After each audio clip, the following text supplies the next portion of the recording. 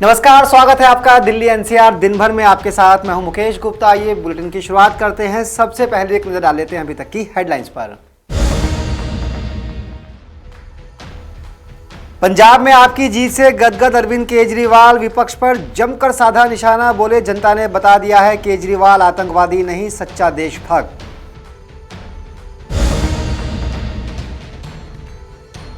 पंजाब में आपकी ऐतिहासिक जीत, दिल्ली के प्राचीन हनुमान मंदिर में अरविंद केजरीवाल ने टेका मत्था।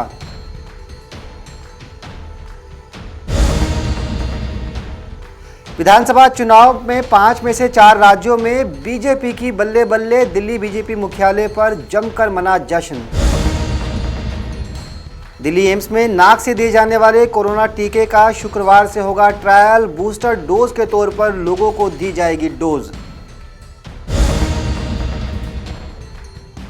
और दिल्ली एनसीआर में सूरज के तेवर हुए तल्ख, आने वाले दिनों में दिल्ली वालों को और सताएगी गर्मी, 2 दिन बारिश का भी अनुमान। अब खबरें विस्तार से। पंजाब अब आपका हो गया है। जी हां, राजधानी दिल्ली में जोरदार जीत दर्ज करने के बाद पंजाब विधानसभा चुनावों में भी आम आदमी पार्टी को लोगों ने सरमाथे लिया है। पंजाब में आम आदमी पार्टी ने बम्पर जीत दर्ज की है। जीत इतनी बड़ी है कि तमाम विपक्षी पार्टियां भी धराशायी हो गई। पार्टी वर्करों को संबोधित करते हुए दिल्ली के मुख्यमंत्री अरविंद केजरीवाल ने कहा कि पंजाब की जनता ने बता दिया है कि वो आतंकवादी नहीं है बल्कि एक सच्चे देशभक्त हैं। देखिए खास रिपोर्ट। पंजाब के लोगों ने कमाल कर दिया।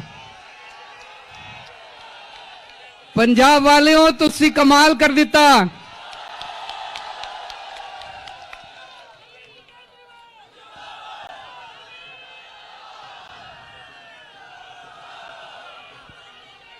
We all love you, Punjab.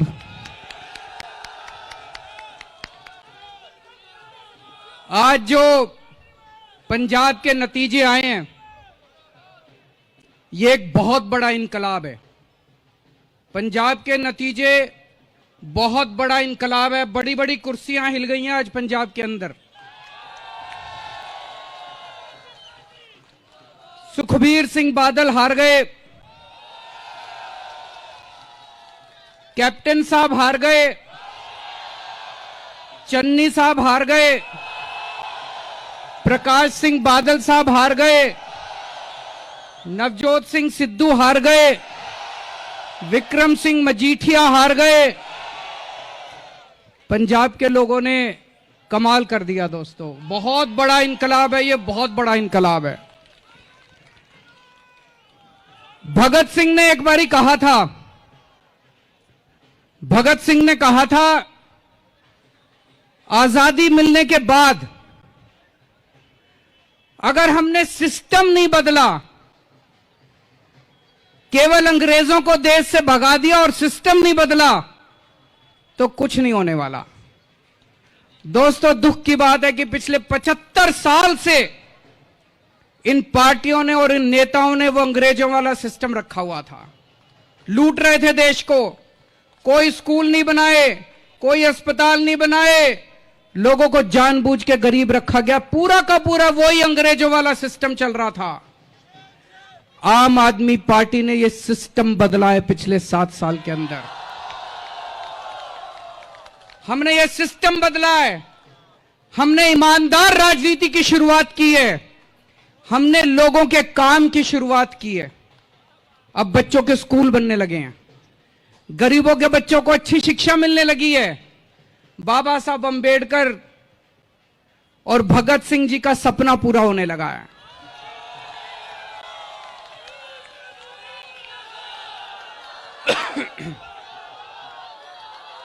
लेकिन दोस्तों, ये इतना आसान नहीं है। ये लोग सारे मिलके, बहुत बड़ी बड़ी ताकतें हैं, बहुत बड़ी बड़ी ताकतें हैं। हम लोग तो बहुत छोटे हैं इनके सामने। बहुत बड़ी बड़ी ताकतें, ये सारी ताकतें मिलके आज देश को आगे बढ़ने से रोकना चाहती हैं। आपने देखा होगा पंजाब में कितने बड़े बड़े षड्यंत्र किए गए।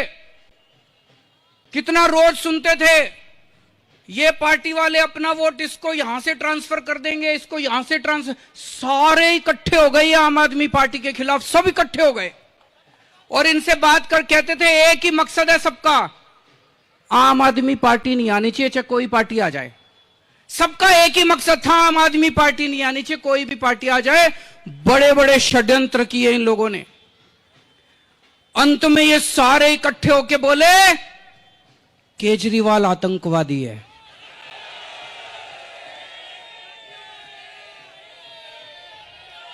दोस्तों, आज इन नतीजों के जरिए जनता ने बोल दिया, देश की जनता ने बोल दिया, केजरीवाल आतंकवादी नहीं है,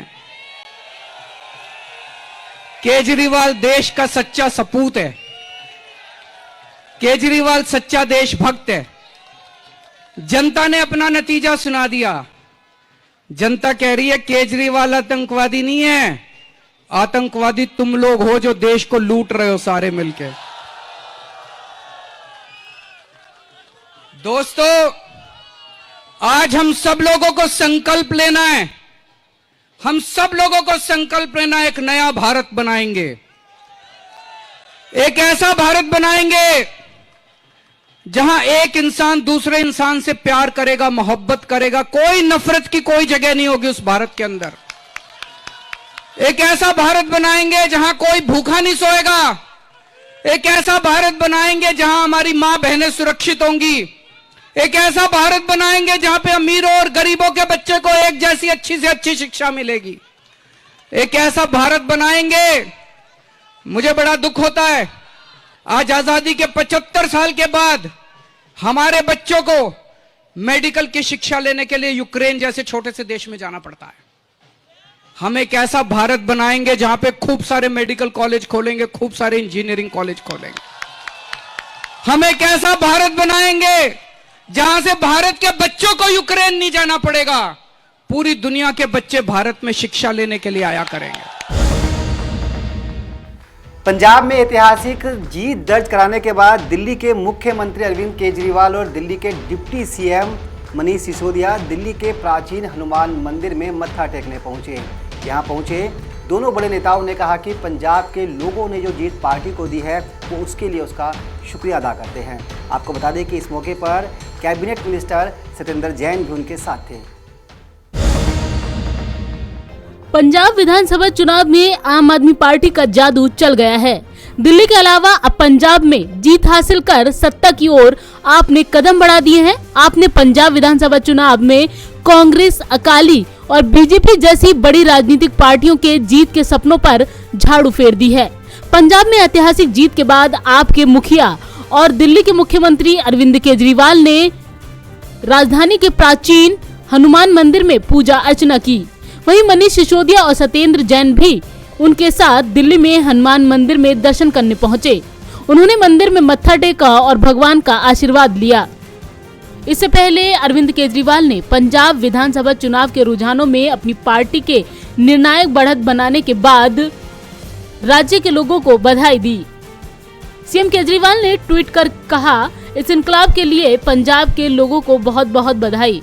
उन्होंने पंजाब में आपके मुख्यमंत्री पद के उम्मीदवार भगवंत मान के साथ एक तस्वीर भी साझा की। बता दें कि पंजाब में बहुमत के लिए जरूरी आंकड़ा 59 है, जिससे आप काफी आगे निकल चुकी है। राज्य में 117 सीटों पर चुनाव हुए हैं। चुनाव के नतीजों ने कांग्रेस, बीजेपी और अकाली जैसी दिग्गज पार्टियों के होश उड़ा दिए हैं। पंजाब में आपकी लहर कुछ ऐसी रही कि सीएम और पूर्व सीएम समेत तमाम दिग्गज नेताओं ने अपनी सीट तक गंवा दी और आपने इतिहास बनाते हुए सबसे बड़ी जीत दर्ज की है। नवोदय टाइम्स के लिए संगीता सिंह की रिपोर्ट, दिल्ली।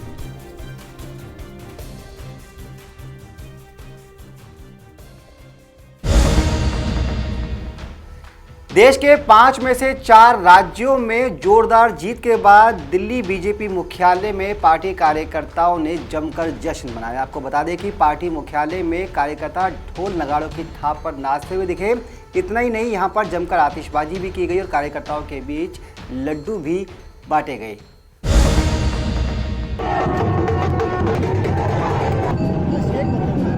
उत्तर प्रदेश, पंजाब समेत 5 राज्यों में हुए विधानसभा चुनाव के नतीजे आ रहे हैं।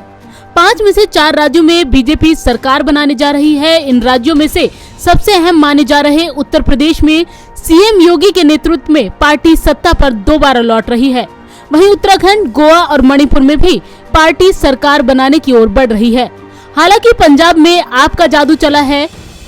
वहीं 4 राज्यों में मिलते भारी बहुमत के बाद दिल्ली बीजेपी कार्यालय में जश्न का माहौल है।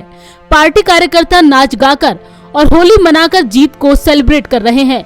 वहीं लड्डू बांटे जा रहे हैं। कार्यकर्ताओं ने जनता के समर्थन के लिए धन्यवाद किया है। देश के 5 राज्यों के चुनाव परिणाम सामने आ रहे हैं। पंजाब को छोड़ दे तो बाकी चारों राज्यों में बीजेपी बम्पर सीटें ला रही है। इस वक्त पार्टी मुख्यालय से मेरे साथ हैं अश्विनी उपाध्याय जी, बीजेपी के वरिष्ठ नेता है। अश्विनी जी, क्या कहना चाहिए? सबसे पहले आपको ढेरों मुबारकबाद। उत्तर प्रदेश में आपकी पार्टी ने जोरदार प्रदर्शन किया है और बाकी 4 राज्यों में जो बीजेपी बहुत ज़्यादा सीटें निकाल रही है। क्या कहेंगे? 4 राज्यों में सरकार बना रही है, 5वें राज्य में बहुत अच्छा परफॉर्म कर रही है। पहले से वोट शेयर भी बढ़ रहा है, पंजाब में सीटें भी बढ़ी। कई सारे रिकॉर्ड आप लोगों ने तोड़ दिए हैं। यूपी में दोबारा सरकार नहीं आती थी, जो नोएडा जाता था और दोबारा मुख्यमंत्री नहीं बन पाता था। क्या मानते हैं, क्या वजह? और उत्तराखंड में भी दोबारा नहीं बन रही थी।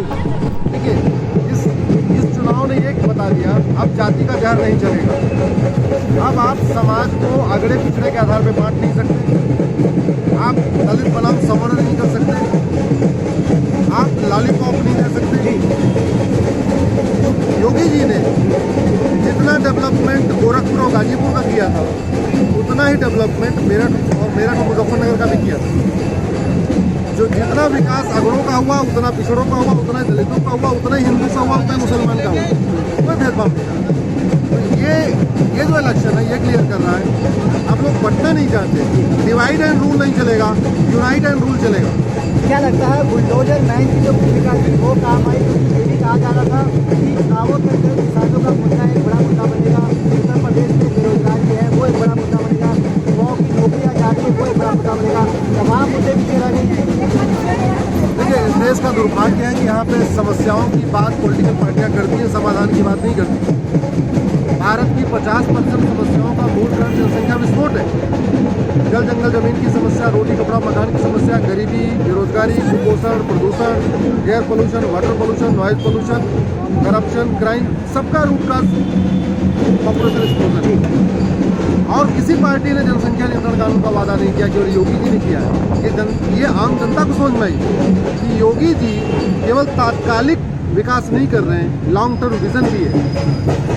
लॉन्ग टर्म विजन भी है। हमारे उत्तराखंड के मुख्यमंत्री ने बहुत स्पष्ट कहा, हम यहाँ यूनिफॉर्म सिविल कोड लाएंगे। हमारी मुस्लिम बहन बेटियाँ सबसे ज़्यादा 2 चीज़ों से परेशान हैं, एक पर्सनल लॉ से, दूसरा पॉपुलेशन एक्सपोजर से। उनको 10-10 बच्चे पैदा करने पड़ते हैं, वो नहीं करना चाहती है। तो इसका वादा कौन कर रहा है? Bharatiya Janata party. Uniform civil code से हिंदुओं को 1 पैसे का फायदा नहीं होना है, क्योंकि हिंदुओं में बहन बेटियों को पहले ही बराबर अधिकार मिला हुआ है। परेशान कौन है? हमारी मुस्लिम बेटियां। न उनको गोद लेने का अधिकार, न वसीयत का अधिकार, न विरासत का अधिकार। तलाक उनका मौखिक हो रहा है, कोर्ट के जरिए नहीं होता। अभी भी ट्रिपल तलाक खत्म हो गया, बाकी तलाक तो चल ही रहे। तो यूनिफॉर्म सिविल कोड का वादा कौन कर रहा है? बीजेपी। तो आम जनता को समझ में आ गया कि ये सरकार वर्तमान के बारे में भी सोच रही है, भविष्य के भी बारे में सोच रही है। जिस दिन यूनिफॉर्म सिविल कोड आ जाएगा, जनसंख्या नियंत्रण कानून बन जाएगा, इस दिन इस देश की बहन बेटियों को वास्तव में आज़ादी मिलेगी। अभी सबको आज़ादी नहीं मिली। अभी कुछ और कानून बनेंगे, जिसके बाद फायदा होगा। एक सवाल है कि विपक्ष को तरफ क्या कहना चाहिए, खासतौर पर कांग्रेस, जिस तरह से कांग्रेस की बुरी हार हुई है, उस पर क्या कहेंगे? विपक्ष को समझना पड़ेगा कि आप भारतीय जनता पार्टी का विरोध करिए जी, आप मोदी जी का विरोध करिए, लेकिन भाजपा का विरोध करते करते भारत का विरोध मत करिए। मोदी जी का विरोध करते करते जो भारत की संस्कृति, उसका विरोध मत करिए। मोदी जी के विरोध के चक्कर में आप अलगाववादियों के साथ मत खड़े होइए। मोदी जी का विरोध करने के चक्कर में आप भारत विरोधियों के साथ, माओवादियों के साथ, नक्सलियों के साथ, कट्टरपंथियों के साथ, मजहबी उन्मादियों के साथ मत खड़े होइए। ये बहुत सीधा सा मैसेज है। अगर वो सीख लेंगे, सुधार जाएंगे, तो अगली बार हो सकता है थोड़ा उनको परफॉर्मेंस अच्छी हो जाएगी। नहीं सीखेंगे, अगली बार और नीचे चली जाएंगे। ईवीएम को लेकर भी वो लोग दोष दे रहे हैं, ईवीएम में गड़बड़ी है। कहते नहीं है कि ईवीएम बेचारी निर्जीव है, वो खुद तो बोल नहीं सकती है, उसको जो मारे जो कुछ कह लो, लेकिन इलेक्शन कमीशन कई बार चैलेंज कर चुका है, आओ इलेक्शन ईवीएम को हैक करके दिखाओ। न कभी सपा वाले गए, न बसपा वाले गए, न कांग्रेस गए, कोई नहीं गए। एक आखिरी सवाल, यूपी की जीत का श्रेय किसे देना चाहेंगे, योगी को या पीएम मोदी को? माननीय मोदी जी के विजन को माननीय योगी जी ने इफेक्टिवली इम्प्लीमेंट किया है, माननीय मोदी जी के मिशन को योगी जी ने इफेक्टिवली इम्प्लीमेंट किया है। जी चलिए, बहुत बहुत शुक्रिया। ये थे बीजेपी के वरिष्ठ नेता अश्विनी उपाध्याय जी। पूरी तरह से जोर से लबरेज और कह रहे हैं कि न सिर्फ जो काम छूट गए हैं उनको बीजेपी दूसरे टाइम में पूरा करेगी, बल्कि कुछ ऐसे काम भी हैं खासतौर पर सिविल यूनिफॉर्म कोड जैसे, उन पर भी अब बीजेपी अपना फोकस करेगी। फिलहाल उत्तर प्रदेश में चुनावी जीत के बाद बीजेपी जोर से लबरेज है और आप देख सकते हैं कि पार्टी के तमाम नेता जीत के लिए एक दूसरे को बधाइयाँ दे रहे हैं। अपने सहयोगी दीपांशु के साथ मुकेश गुप्ता, दिल्ली। बीजेपी कार्यकर्ता भारी संख्या में दिल्ली बीजेपी मुख्यालय पहुंचे हैं और 4 राज्यों में मिलते भारी बहुमत पर जश्न मना रहे हैं। वहीं सभी पार्टी कार्यकर्ताओं को इस बीच कार्यालय पहुंचने के निर्देश दिए गए हैं। सूत्रों के मुताबिक बीजेपी के केंद्रीय कार्यालय में जीत का जश्न मनाया जाएगा, जिसमें पीएम मोदी और गृह मंत्री अमित शाह समेत सभी बीजेपी के आला नेता पार्टी कार्यालय पहुंचेंगे और कार्यकर्ताओं को संबोधित करेंगे। 5 राज्यों में हुए विधानसभा चुनावों में बीजेपी की वापसी लगभग तय मानी जा रही है। उत्तर प्रदेश में बीजेपी दोबारा सत्ता पर वापसी कर रही है, तो उत्तराखंड, गोवा और मणिपुर में भी पार्टी की जीत तय है, जिससे पार्टी के आला नेताओं समेत कार्यकर्ता गदगद हैं। नवोदय टाइम्स के लिए संगीता सिंह की रिपोर्ट, दिल्ली। दिल्ली एम्स में शुक्रवार से भारत बायोटेक द्वारा बनाई गई कोरोना की बूस्टर डोज का ट्रायल होगा। आपको बता दें कि ये बूस्टर डोज खास तौर पर नाक के जरिए दी जाएगी। आपको दिखाते हैं बूस्टर डोज किस तरह से काम करेगी, उस ट्रायल के दौरान क्या कुछ खास रहेगा। अखिल भारतीय आयुर्विज्ञान संस्थान शुक्रवार से भारत बायोटेक के नाक के जरिए दिए जाने वाली कोरोना वैक्सीन की बूस्टर खुराक का परीक्षण शुरू करेगा, जिससे एक और कोविड वैक्सीन उपलब्ध हो जाएगी। इसको लेकर एम्स नई दिल्ली में प्रोफेसर डॉक्टर संजय राय ने बताया कि बूस्टर खुराक उन लोगों को दी जाएगी जिन्होंने कम से कम 5 महीने पहले कोवैक्सीन या कोविशील्ड की दोनों खुराक ले ली थी। हालांकि टीका लेने का टाइम पीरियड 7 महीने से पहले की नहीं होनी चाहिए। बता दें, भारत द्वारा हैदराबाद की कंपनी भारत बायोटेक द्वारा कोविड-19 के खिलाफ डेवलप इंटरनेशनल वैक्सीन BBV154 के इस्तेमाल को मंजूरी दिया जाना अभी बाकी है। इसी कंपनी में कोवैक्सीन भी तैयार किया गया है, जिसे फिलहाल पूरे देश में दिया जा रहा है। साथ ही इसे 15 से लेकर 18 साल की उम्र के किशोरों को भी दिया जा रहा है। आपको बता दें कि कोरोना की समीक्षा के लिए पीएम मोदी ने एक उच्च स्तरीय बैठक की थी, जिसमें पीएमओ ने कहा कि टीकाकरण अभियान की दिशा में भारत के लगातार प्रयास और कोविड के ओमिक्रॉन स्वरूप के कारण हाल में मामलों की बढ़ोतरी के दौरान अस्पताल में कम भर्ती दर, बीमारी की कम गंभीरता तथा मृत्यु दर कम करने में मदद के लिए टीके की प्रभावशीलता के विश्लेषण पर प्रकाश डाला गया है। ब्यूरो रिपोर्ट, नवोदय टाइम्स, नई दिल्ली। दिल्ली एनसीआर में आने वाले दिनों में गर्मी के तेवर और तल्ख होंगे। जी हां, मौसम विभाग की माने तो अगले कुछ दिनों में दिल्ली में सूरज और तेजी से ऊपर चढ़ेगा, यानी कि तापमान और बढ़ेगा। हालांकि मौसम विभाग ने यह भी कहा है कि अगले 2 दिनों में दिल्ली में हल्की बारिश होने के साथ साथ तेज हवाएं चलने की भी संभावना है। देखिए खास रिपोर्ट। दिल्ली एनसीआर में तापमान बढ़ने के साथ साथ सूरज के तेवर भी तल्ख होने लगे हैं। इसकी वजह से दिन में जहां गर्मी महसूस हो रही है, वहीं रात में बहुत हल्की ठंड रह गई है। भारतीय मौसम विज्ञान विभाग का पूर्वानुमान है कि अगले सप्ताह तक तापमान और गर्मी में इजाफा होगा। वहीं आज आसमान में आंशिक बादल छाए रहेंगे। कल से मौसम पूरी तरह साफ हो जाएगा। हालांकि कल और परसों तेज हवा चलने की संभावना है। हवाओं की गति 25 से 30 किलोमीटर प्रति घंटे रह सकती है। बता दें कि दिल्ली में बुधवार का दिन इस सीजन का सबसे ज्यादा गर्म दिन रहा। वहीं दिल्ली एनसीआर में प्रदूषण की बात करें तो हवा में प्रदूषण मौजूद है। सफर के अनुसार आज दिल्ली का वायु गुणवत्ता सूचकांक मध्यम श्रेणी में 146 है। वहीं नोएडा में AQI 137 दर्ज हुआ है, जबकि गुरुग्राम में AQI 132 रिकॉर्ड हुआ है। ब्यूरो रिपोर्ट, नवोदय टाइम्स, नई दिल्ली। तो दिल्ली एनसीआर दिन भर के इस बुलेटिन में फिलहाल के लिए इतना ही। मुझे दीजिए इजाजत। नमस्कार।